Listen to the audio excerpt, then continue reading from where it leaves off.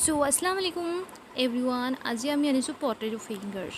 আপোনাৰ পটেটো ফিংগাৰ্সৰ কাৰণে বইল কৰি ল'ব আলু ঠিক এইদৰে। তাৰ পাছত আমি এটা এইদৰে মিহি কৰি ল'ব লাগিব। তেতিয়া আমাৰ আলুবোৰ কটোটো গোটা হৈ নাথাকে। মই দুটা আলু লৈছো। তাতে ফালিকে বইল কৰিছিলো। আপোনালোকে যেটা ল'ব পাৰে তাৰ পৰিমাণে ল'ব পাৰে। এয়া ভালদৰে মিহিন হৈ গ'ল। ইয়াত অকমানো গোটা কটোতে নাইকিয়া। তাৰপিছত আমি ল'ম চিকেন। মই কিমা কৰি থৈছিলোঁ তাক ভালদৰে মিক্সিত মাৰি ল'লোঁ।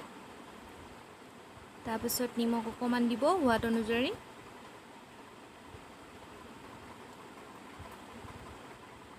ব্লেক পেপাৰ হাফ টেবলস্পুন, মিট মছলা, কৰ্ণফ্লাৱাৰ, হালধি, জীৰা সব অলপ অলপকৈ দিব। হাফ টেবলস্পুন দিব। ৰেড চিলি মই 1 টেবলস্পুন দিছোঁ। কেলেকি আলুটো অকণ মিঠা হ'ব পাৰে সেইকাৰণে। আৰু নহৰু আদা গাৰ্লিক দিছোঁ।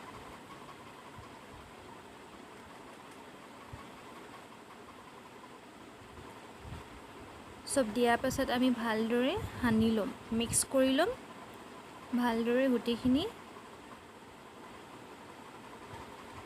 এইদৰে ভালদৰে মিক্স কৰি ল'ব। পানী মিহলি নকৰিব কাৰণ আলুটোত পানী এৰে। কৰ্ণফ্লাৱাৰ অকমান দি কেনে এইদৰে ভালদৰে মিক্স কৰি ল'ব।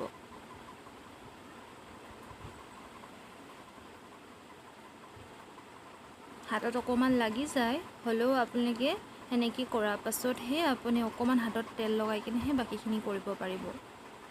এই আমাৰ বেটাৰটো ৰেডি হৈ গ'ল। আমি কেৰি বেগ এটা দৰে লৈ এইদৰে সোমাই ল'ব লাগিব কাৰণ ডাইৰেক্ট এনেকৈ কাটিলে আমাৰ কি হ'ব ফিংগাৰ্সখিনি ভালদৰে ওলাই নপৰিব। আমি এনেকৈ বেগ এটাত ভৰাই ল'ম সোমোৱাই। তাৰপিছত ভালদৰে এড্ৰেছ কৰি বা বেলনা এখন দি কেনে ভালদৰে তাক বেলি কেনে এইদৰে কাটি ল'ব। এই চব কি ধুনীয়া হৈ ওলাই পৰিছে। আমি এতিয়া আমাৰ এইটো ৰেডি হৈ গ'ল। তো আমি এতিয়া ফ্ৰাই কৰিবলৈ লৈ যাব লাগিব। এতিয়া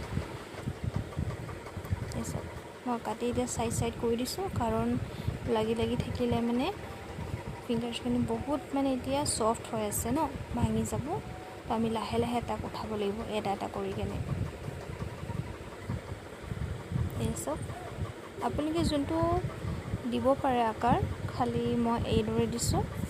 আপোনালোকে ৰাউণ্ডো দিব পাৰে বা বেলেগ বেলেগ চবৰে এটা ষ্টাইল থাকে ন। তো মই এটা কেৰাহী লৈছোঁ ডাঠ, যিহেতু তাত কুকিং অইল দিছোঁ ৰিফাইন এনেকৈ যোনটো ব্যৱহাৰ কৰে। লাহে লাহে এটা এটা কৰি কিনে গৰম তেলত নাই দিয়া। গৰম তেলটো অকণমান ঠাণ্ডা কৰি কিনে তাৰপিছত দিছোঁ। প্ৰথম তেলখিনি দি কিনে ঠাণ্ডা কৰি কিনে তাৰপিছত কম চিম কৰি কিনে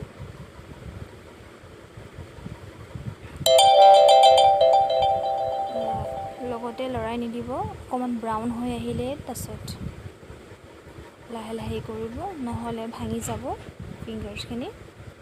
চব মই কিদৰে কৰিছোঁ লাহে লাহে ঠিক এইদৰে পৰিমাণে কৰিব। খৰখেদাকৈ জোৰকৈ কৰি নিদিব। আৰু এই চব কিমানটো মই ল' ফ্লেম কৰি আছোঁ সিমানটো কমতে কৰিব। ভিতৰতো ধুনীয়াকৈ সিজি উঠিব। বাহিৰটোতো ব্ৰাউন হৈ যায় গৰম তেলত, ভিতৰটো সিজিবলৈ থাকি যায়, তেতিয়া খাবলৈও সোৱাদ নাহে। কাৰণ সেইকাৰণে মই বেছিকৈ কৈ থাকোঁ যে তেলখিনি গৰম কৰি তাৰপিছত ঠাণ্ডা কৰিহে দিব যিকোনো বস্তু। লাহে লাহে এটা এটা কৰিকৈ দিব।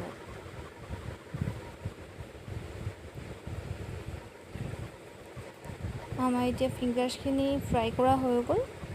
তো মই এতিয়া লাহে লাহে কিনে এতিয়া উঠাই দিম। তেলটো অকণমান টুকিকৈ উঠাইছোঁ, বেছি অইলি হৈ থাকিলেও ভাল নালাগে। চাওকচোন বাৰু কেনেকুৱা লাগিছে। দেখিবলৈ যেনেকৈ ধুনীয়া লাগিছে, খাবলৈ সেই বহুত সুন্দৰ লাগে। বাকীকেইটা মই সেনেকৈ ৰেডি কৰি লৈছোঁ। এই চব চচৰ লগত খাব, চাহ অকণমান ল'ব।